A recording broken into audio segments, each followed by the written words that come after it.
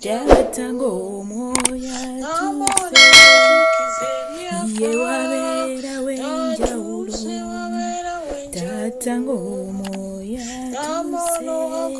tuse ye wabera wenjawulo moya tuse. Yes, hallelujah, hallelujah. Mbaniriza nnyo ku mumbejja wa Yesu.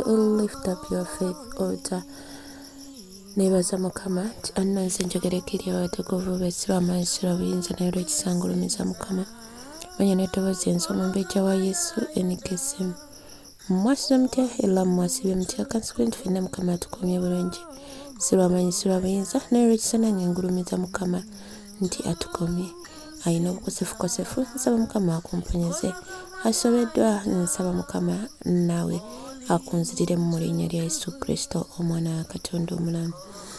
Yesu ompya n'ompya yakatwegattako mukwano tukwaniriza nsaba n'obwembeefu laba obubaka bw'osanzeeko likinga commentinga subscribinga osharingireko n'oyo gw'olina abakadde bange ababulinako mbeebaza mwebale kuyimirira wamu nange mwebale kusharinga mwebale kuweerereza wamu nange Mukama abampeera omukisa.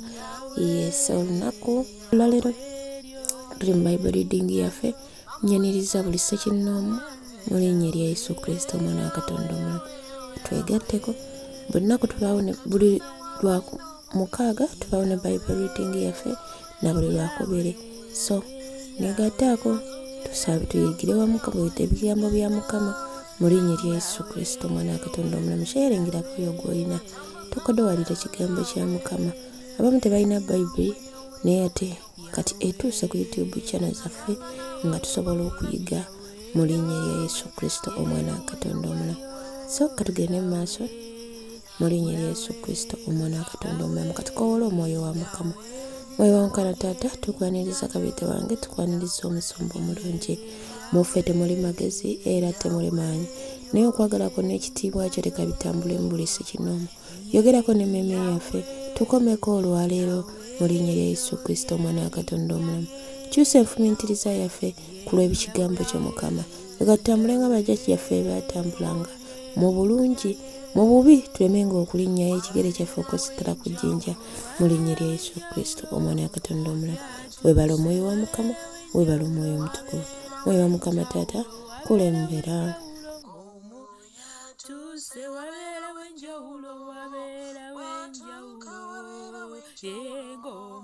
Essula ya 26. Awo ab'ezzifu ne bajja eri Sawulo e Gibeya nga boogera nti Dawudi teyeekweka ku lusozi Kakira olwolekera eddungu. Awo Sawulo n'agolokoka n'aserengeta n'agenda mu ddungu ery'ezzifu ng'alina abasajja abalonde aba Isirayiri 30,000 wamu naye okunoonya Dawudi mu ddungu ery'ezzifu. Sawulo n'asiisira ku lusozi Kakira olwolekera eddungu mu kkubo. Naye Dawudi n'abeera mu ddungu n'alaba nga Sawulo atuuse mu ddungu ng'amugoberera.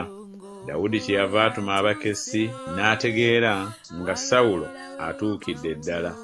Dawudi n'agolokoka n'ajja mu kifo Sawulo we yali asiisidde.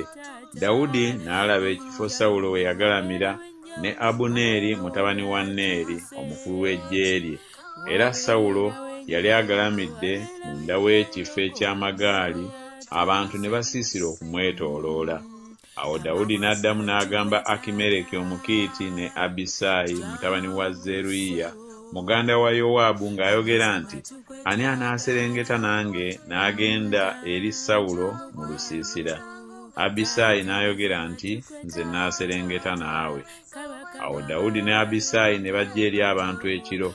Awo laba Sawulo ng'agalamidde nga yeebase munda w'ekifo eky'amagaali effumu lye nga lisimbiddwa mu ttaka ku mutwe gwe ne Abuneeri n'abantu nga bagalamidde okumwetooloola.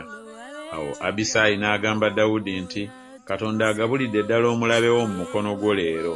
Kale nno nkwegayiridde mufumite n'effumu okukwasa n'ettaka omulundi gumu so si mufumite gwakubiri.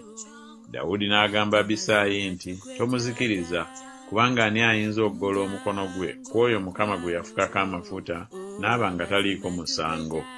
Dawudi n'ayogera nti nga Mukama bw'ali omulamu Mukama y'alimutta oba olunaku lwe lulituuka okufa, oba aliserengeta mu lutalo n'azikirira. Mukama akiddiza eri nze okugola omukono gwange ku oyo Mukama gwe yafukako amafuta. Naye nno twala nkwegayiridde effumu eriri ku mutwe gwe n'ensumbi y'amazzi, tugende. Awo Dawudi n'atwala effumu n'ensumbi y'amazzi ng'abijja ku mutwe gwa Sawulo. Ne beddirayo so nga tewali muntu akirabye newaakubadde akimanyi, so nga tewali azuukuse, kubanga bonna nga beebase, kubanga otulo tungi otwava eri Mukama twali tubaguddeko. Awo Dawudi n'agenda emitala w'eri n'ayimirira wala ku ntikko y'olusozi nga yeesuddeko nabo ebbanga ddene. Dawudi n'alangiriza abantu ne Abuneeri mutabani wa Neeri ng'ayogera nti, "Toddamu Abuneeri." Awo Abuneeri n'addamu n'ayogera nti, "Ggwe ani akoowoola kabaka?" Dawudi n'agamba Abuneeri nti, "Toli muzira, era ani akwenkana mu Isirayiri? Kale ki ekikulobedde okukuuma mukama wo kabaka? Kubanga muyingidde omu ku bantu okuzikiriza kabaka mukama wo. Ekigambo kino ky'okoze si kirungi.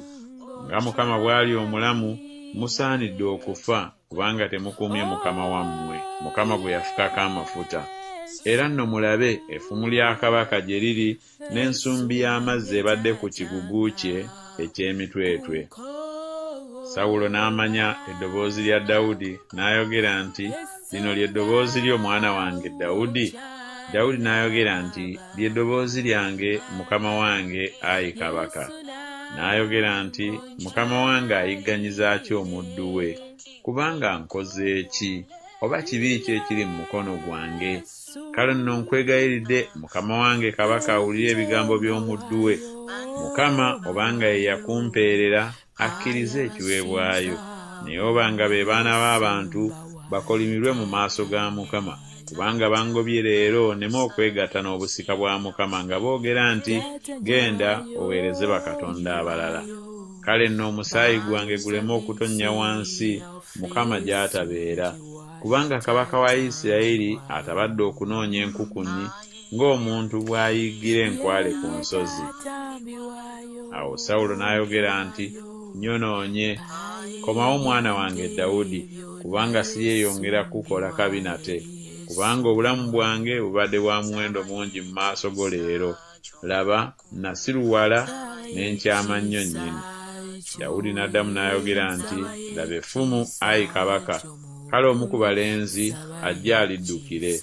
Era Mukama alisasula buli muntu obutuukirivu bwe n'obwesigwa bwe, kubanga Mukama akugabudde mu mukono gwange leero, ne sikkiriza kugolola mukono gwange ku oyo Mukama gwe yafukako amafuta. Era laba, ng'obulamu bwo bwe bubadde obw'omuwendo omungi mu maaso gange leero, obulamu bwange bubeere bwa muwendo mungi mu maaso ga Mukama, andokole mu kulaba ennaku kwonna." Awo Sawulo n'agamba Dawudi nti, "Oweebwe omukisa mwana wange Dawudi, olikola eby'amaanyi era tolirema kuwangula." Awo Dawudi n'agenda, Sawulo n'addayo mu kifo kye. Yes, haleluya, haleluya. Abooluganda Mukama yeebazibwe. Bakulisaayo nnyo mu Bible reading yaffe. Mwebale kunneegattako, mwebale kunjagala, mwebale kuyaayanira Mukama Katonda. Mwenna abanneegasseeko mbaagaliza olunaku olulungi mu linnya lya Yesu Kristo, n'abagenda otwegattako mwenna. Ekitabo kyaffe tukiwonga wansi w'endagaano y'omusaayi gwa Yesu, tukikowolyako omuliro gw'eggulu okukyetolola. Leka Mukama Katonda tutambule nga bajjajjaffe baatambulanga, so singa ffe be twagala, wabula nga bw'oyagala. Leka tuluŋŋamizibwe Omwoyo Omutukuvu mu linnya erya Yesu Kristo, Omwana wa Katonda omulamu. Mwoyo wa Mukama, fuga mu kigambo kyaffe, leka kitukolemu omulimu mu linnya erya Yesu Kristo, Omwana wa Katonda omulamu. Sigadde nze omumbejja wa Yesu NKSM kulobuweereza mumbejja wa Yesu, lift up your face altar. Omupiira akategettako nsaba n'obuwambe likinga, commentinga, subscribinga, sharingirako gw'olina. Nawe omukadde wa buli lunaku sharinga, tolema sharinga bwekiba kikoze bulungi. Shalom, shalom, shalom, shalom. Ndawe ebiwonvu kantukuleko ofuge tata Tata wange nkuyita ye ofuge sebo katukuleko ofuge mu byafuna